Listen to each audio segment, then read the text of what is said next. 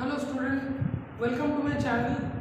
आज का टॉपिक है मेरा swapping values of two variables. ये बहुत कॉमन क्वेश्चन है, बहुत ही common.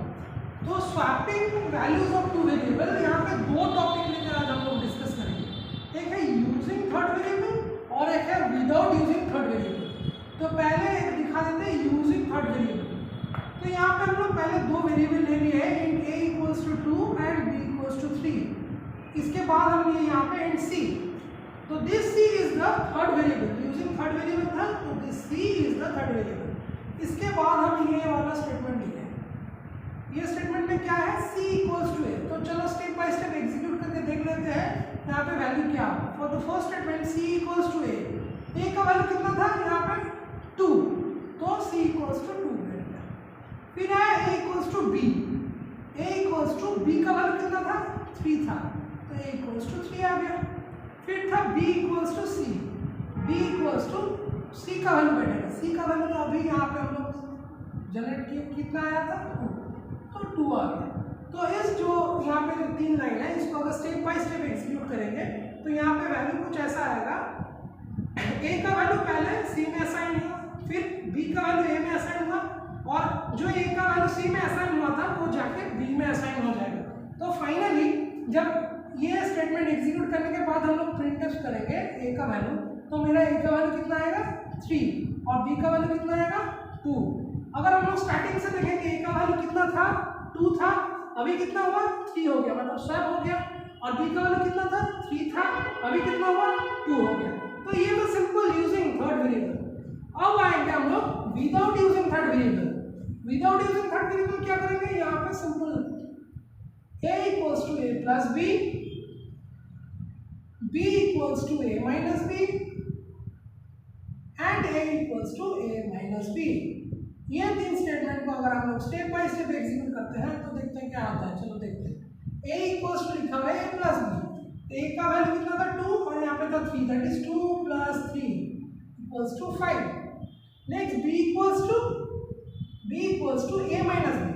Now what is the current value of a? The current value of a is 5, that is 5 minus b का वैल्यू कितना था, b का वैल्यू था 3, that is कैलकुलेट करके कितना आया 2। and then a equals to a minus b, a का value कितना था लास्ट 5 था, minus b का वैल्यू कितना था, देखो b का वैल्यू इसका प्रीवियस लाइन में हम लोग ऑलरेडी कैलकुलेट कर चुके हैं। b का वैल्यू था 2, तो 5 minus 2 that is 3। तो पर्टिकुलर ये विदाउट यूजिंग थर्ड वेरिएबल, ये स्टेटमेंट एग्जीक्यूट करने के बाद अगर हम लोग ये वाला वैल्यू चेक करते हैं कि a का वैल्यू और b का वैल्यू क्या होगा, तो फिर से देखिए a का वैल्यू कितना है 3, b का वैल्यू कितना है 2। स्टार्टिंग में कितना था, a का कितना था 2 था, अभी a का वैल्यू 3 हो चुका है, b का वैल्यू 3 था, b का वैल्यू 2 हो चुका है। तो ये दोनों हो गया जो बहुत ही कॉमन यूज होता है। एक होता है विदाउट यूजिंग थर्ड वेरिएबल और एक होता है यूजिंग थर्ड वेरिएबल। तो ये बहुत कॉमन ट्रिक है, ठीक है। तो आज हम एक इसमें से एक एक्स्ट्रा ट्रिक सीखते हैं। एक्स्ट्रा क्या है, एक्स्ट्रा सीखेंगे विदाउट यूजिंग थर्ड वेरिएबल में। ये जैसा था वैसा है, इसको हम इरेज कर रहे हैं और एक नया ट्रिक दिखा रहे हैं विदाउट यूजिंग थर्ड वेरिएबल में हम लोग कैसे कर सकते हैं। Using single line statement starting, single line statement. Just ये लिखो a equals to a plus b minus b equals to a।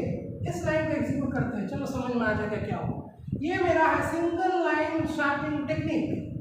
इसमें क्या होगा, इसमें ये पहले देखते हैं a equals to a plus b का वैल्यू कितना था 2 प्लस 3 5 माइनस। अभी ये लिखने का मतलब क्या है, इसका मतलब होता है a का वैल्यू जाके b में स्टोर हो जाएगा।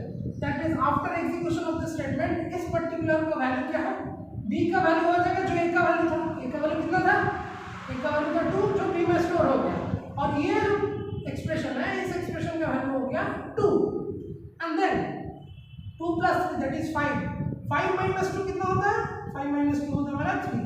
तो देखो आफ्टर एग्जीक्यूशन क्या हुआ, a का वैल्यू कितना मिला, a का वैल्यू मिल गया 3। तो अगर आउटपुट लिखेंगे a का वैल्यू आ गया 3 और b का वैल्यू कितना है, b का वैल्यू है 2।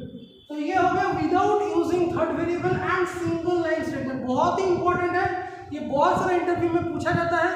ये बहुत इंपॉर्टेंट एंड बहुत ही ट्रिकी एक सॉल्यूशन है using without using third variable how to swap two variables value. Okay.